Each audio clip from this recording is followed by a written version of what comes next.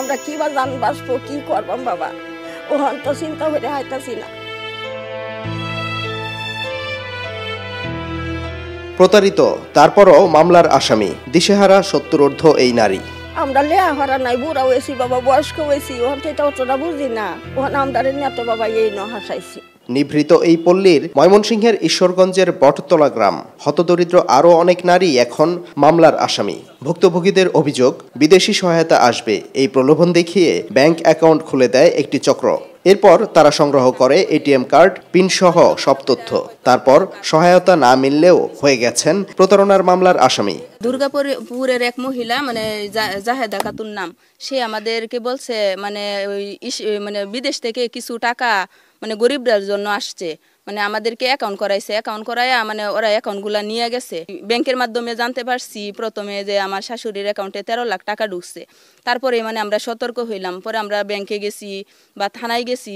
অনলাইনে বিভিন্ন রকম জুয়া খেলে কি ইয়া করে এটা আমরা জানি না, কিন্তু মামলা আসার দরুন আমরা জানতে পারছি যে এই অ্যাকাউন্ট দিয়ে অনেক টাকা ওরা লেনদেন করছে, অনেক টাকা আমরা মুক্তি পেতেছি মামলা থেকে। 18 জন মহিলারে এক মহিলাই নিয়ে আমরা এই যে অ্যাকাউন্ট করাইছি, করাইয়া সিম অ্যাকাউন্টের কাগজ টাগজ সব কিছু নিছে গা।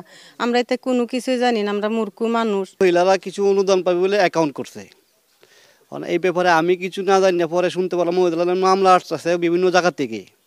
জানার পরে আমি বাড়ি দিয়ে আসিয়া বিভিন্ন জায়গায় দৌড়াদৌড়ি করি যে সমাধান করার জন্য। তখন কোনো জায়গায় সমাধান করতে না পারে আমি কোর্টে গেছি। হেলা চাচা ফরিচ্ছেন মেন এলা টিহা কার্ড দিব বয়স্ক ভাতা কই হর আমার কাছ থেকে 20,000 টিহা নিছি, হেলা নাই হেলা হলাই হচ্ছে হরিচ চেয়ারম্যানের বাতিজা। ওনা বলছে মহিলারা যে আমার চাচা চেয়ারম্যান, ওনা একটা সরকারি থেকে একটা ভাতা হয়েছে, সবাই গরিব মুশকিল দেখিয়া দিতেছে, তো তোমরা আমার লগে লও, একটা গেলে একটা ভাতা হইবা। তখন মহিলারা গেছে তার সাথে। মামলার তদন্তে নেমেছে পিবিআই। তাদের তথ্য, অনলাইন জোয়ার টাকাসহ অবৈধভাবে অর্থ লেনদেনে এসব অ্যাকাউন্ট খুলে দিয়েছিল একটি চক্র। দেশজুড়েই সক্রিয় তারা, রয়েছে অনেক মামলা। ঈশ্বরগঞ্জের হোতা হিসেবে নাম এসেছে জাহেদার। এদের অ্যাকাউন্ট নাম্বার এবং এদের আইডি পাসওয়ার্ড ব্যবহার করে এই প্রতারণাগুলো করা হয়েছে। যেহেতু প্রতারণার ঘটনা, যেহেতু প্রতারণার মামলা হয়েছে, এটা তো অবশ্যই একটা চক্র আছে। অনলাইনে জোয়ার মাধ্যমে মানুষের সাথে প্রতারণা, টাকা পয়সা নেয়, বলে যে 1 লাখ টাকা দিলে আপনাকে অথবা কিছু টাকা বেশি দিব, এই টাইপের কিছু বলে।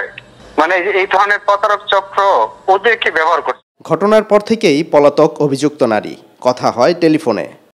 কইছিলাম তো, তারপর তো ওরাই করছে, আমার তো এদিকে আমি তো আসছিলাম না, আমি তো বুঝতে পারিনি করছে, তারপর এটা তো আমি তো ভুল ধারণা করছি। প্রতারণার ঘটনায় জাহেদার বিরুদ্ধে আদালতে মামলা করেছেন ভুক্তভোগীরা। Sadikur Rahman, Star News, Mymensingh.